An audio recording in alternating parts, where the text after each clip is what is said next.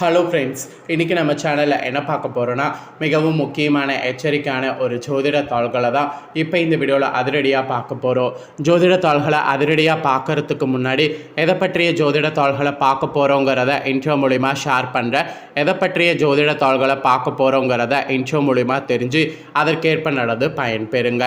தற்போது 2025 ஆண்டு நடந்துகிட்ருக்கு. இந்த ஆண்டில் 4 மாதம் ஆங்கில மாதம் கம்ப்ளீட் ஆகி 5வது மாதம் ஸ்டார்ட் ஆகி நடந்துகிட்ருக்கு. 5வது மாதம் என்ன மாதம்னா மே மாதம். மே மாதத்துங்கிறது பார்த்திங்கன்னு வச்சுக்கோங்களேன், மிகவும் முக்கியமான மாதம். மே மாதத்தில் நிறைய முக்கியமான நாட்கள் வரும். அதில் ஒன்றாவது ஒரு முக்கியமான நாட்கள் மே மாதம் 12ஆம் தேதி சொல்லலாம். மே மாதம் 12ஆம் தேதி இந்த நாளில் தமிழ் மாதம் பார்த்திங்கன்னு வச்சுக்கோங்களேன், முதல் மாதமான சித்திரையுடைய 29ஆம் நாள். கிழமை பார்த்திங்கன்னு வச்சுக்கோங்களேன் திங்கக்கிழமை. இந்த நாள் ஒரு சாதாரணமான நாள் கிடையாது. மிகவும் முக்கியமான எச்சரிக்கையான ஒரு நாள் என்று சொல்லலாம். இந்த நாள் அப்படி என்ன முக்கியமான நாளுன்னு பார்த்திங்கன்னா, பௌர்ணமியானது வருது. வரக்கூடிய பௌர்ணமி சாதாரணமான பௌர்ணமி கிடையாது. மிகவும் முக்கியமான எச்சரிக்கையான ஒரு பௌர்ணமி என்று சொல்லலாம். இந்த பௌர்ணமி எண்ணிக்கை பயங்கரமான கிரக மாற்றங்களும் கிரகங்களுடைய சேர்க்கையும் இருக்குது. இதன் காரணமாக ஒவ்வொரு ராசிக்காரங்களுக்கும் தலைவிதி மாறும். அதில் மீன ராசியில் பிறந்தவங்களுக்கு என்ன தலைவிதி மாறும் அப்படிங்கிறத தான் இந்த வீடியோவில் சொல்ல போகிறேன். மீன ராசியில் பிறந்தவங்க உங்களோட ராசிக்கு என்ன தலைவிதி மாறும் அப்படிங்கிறத இந்த வீடியோவில் தெரிஞ்சுக்குங்க. உங்கள் ராசிக்கு நட்சத்திரத்துக்கேற்ப என்னங்கிறத நீங்கள் தெரிஞ்சுக்கிட்டு அதற்கேற்ப நடந்து பலன் பெறுங்க. ஆக்சுவலி நம்ம நம்பினாலும் நம்பாட்டியும் நம்ம வாழ்க்கையில் கிடக்கக்கூடிய எல்லா விஷயங்களுக்கு காரணமே நவக்கிரகங்கள் தான். நவக்கிரகங்களில் பர்டிகுலராக சில சேர்க்கைகள்லாம் ஏற்படும் போது அது ஒவ்வொரு ராசிக்கும் ஒவ்வொரு வகையான மாற்றத்தை ஏற்படுத்தும். அதில் மீன ராசியில் பிறந்தவங்களுக்கு இந்த மாதிரியான மாற்றத்தை இந்த பௌர்ணமி கொண்டு வரும் என்று சொல்லப்படுது. ஸோ மீன ராசிக்காரங்க உங்களோட ராசிக்கு என்ன மாதிரியான மாற்றம் இந்த பௌர்ணமியிலேருந்து ஏற்படுங்கிறது தெரிஞ்சு இதற்கேற்ப நடந்து பலன் பெறுங்க. உங்களோட ராசிக்கு நீங்கள் பலன்கள் மட்டும் தெரிஞ்சுக்கிறது இல்லை, ஒரு பரிகாரமும் தெரிஞ்சுக்க போகிறீங்க. வீடியோவோட எண்டில் உங்களுக்கு இந்த பௌர்ணமியில் ஒரு பரிகாரம் செய்யணும். அது என்ன பரிகாரம், அதை செய்தால் எந்த அளவுக்கு நல்லதுங்கிறதையும் இந்த வீடியோவில் தெரிஞ்சு மறக்காமல் அந்த பரிகாரத்தையும் செய்ய பாருங்கள். ஃபஸ்ட்டு உங்களோட ராசியில் பிறந்தவங்களுக்கு இந்த பௌர்ணமியில் கிரகநிலைகள் எப்படி அமைஞ்சிருக்குங்கிறத சொல்கிறேன். கிரகநிலைகள் எப்படி அமைஞ்சிருக்குங்கிறத தெரிஞ்சுக்குங்க.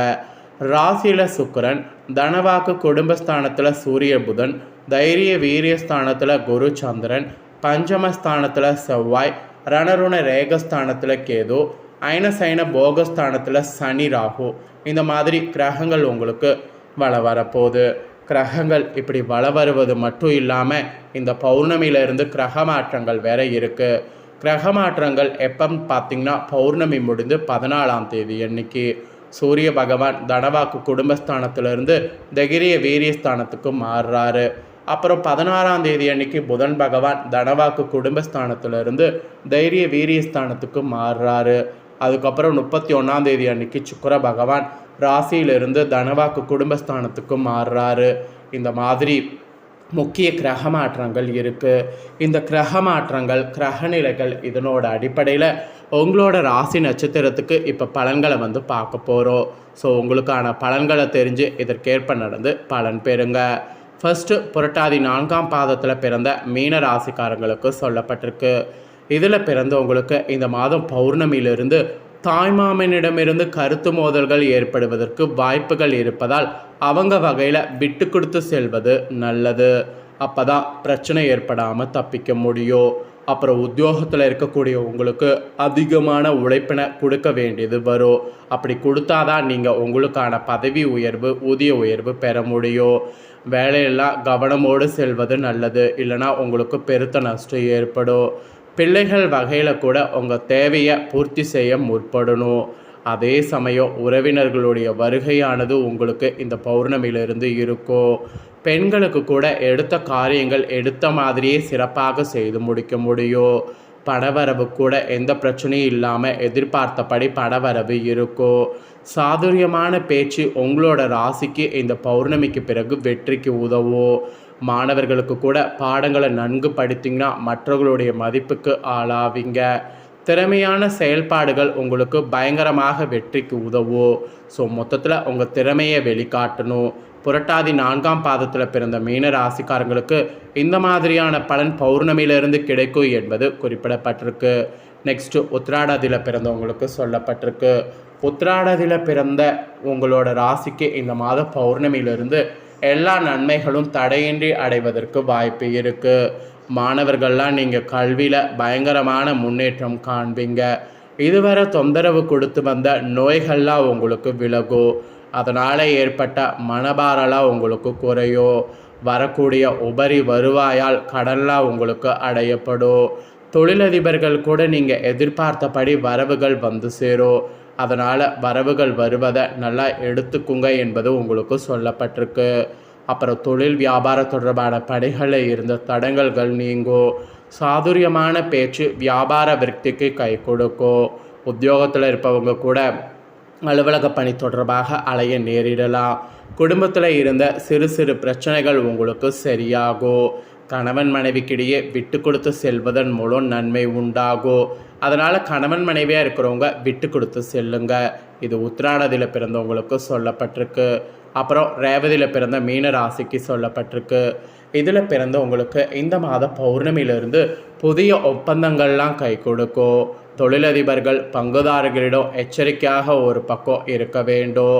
கணவன் மனைவி ஒற்றுமையெல்லாம் சுமூகமாக உங்களுக்கு இருக்கும். மனைவி வழியில் வரவேண்டிய சொத்துக்கள்லாம் உங்களுக்கு கிடைக்கும். வியாபாரிகள் கூட எந்த கொள்முதலையும் தயக்கமின்றி செய்யணும். அப்போ தான் நீங்கள் நினச்ச மாதிரி உங்களால் லாபம் அடைய முடியும். வியாபாரமானது உங்களுக்கு பெருகும். போட்டியாளர்கள்லாம் விலகி செல்வாங்க. அதனால் உங்களுக்கு பெருசாக எந்த விதத்துலேயும் டென்ஷன் ஆக வேண்டாம். ஏற்றத்தாழ்வு பார்க்காம எல்லாரிடமும் சமமாக பழகக்கூடிய குணத்தோடு இருக்கணும். அதுதான் இந்த பௌர்ணமியில் உங்களுக்கு நல்லது. கொடுத்த வாக்கை காப்பாற்றி நன்மதிப்பு பெறுவதற்கு ஆற்றல் ஏற்படும். பணவரவு கூட திருப்திகரமாக இருக்கும். மனதில் ஏதேனும் டென்ஷன்கள் உண்டாகலாம். இதனால் உடல் சோர்வுகள் வரலாம். ஸோ முயற்சிகள் செய்கிறதுல சாதகமான பலன் கிடைக்கும். புதிய நபர்களுடைய அறிமுகம் அவர்களால் நன்மை உங்களுக்கு உண்டாகும். வீடு வாகனம் தொடர்பான செலவுகள் உங்களுக்கு குறையும்.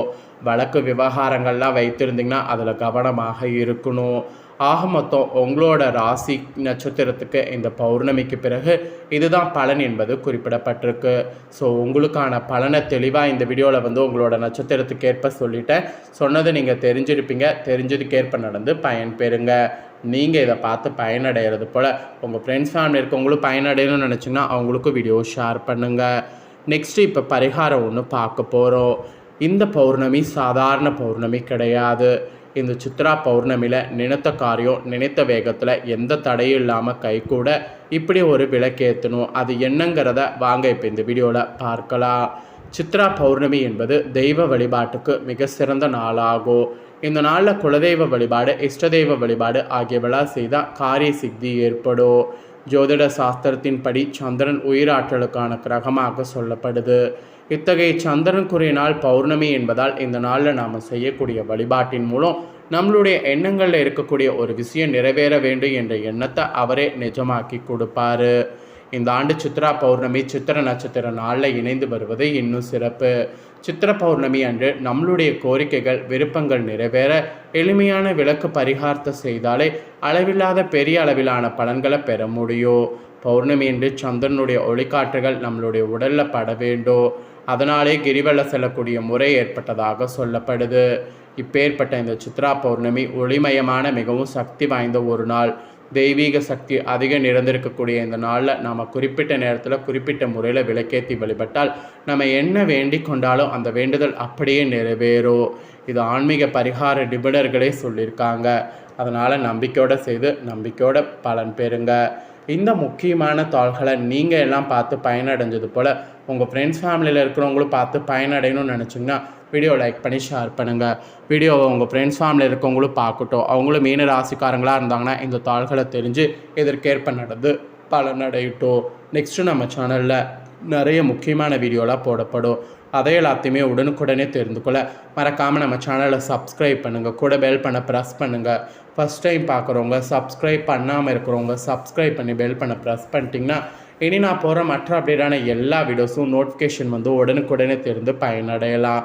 ஸோ சப்ஸ்கிரைப் பண்ணாமல் பார்க்கக்கூடிய மீன ராசிக்காரங்க சப்ஸ்கிரைப் பண்ணி பெல் பண்ண ப்ரெஸ் பண்ணி பாருங்கள். நெக்ஸ்ட்டு இதே போல் சுவாரஸ்யமாக வேறொரு வீடியோவில் உங்களை சந்திக்கிறேன். நன்றி.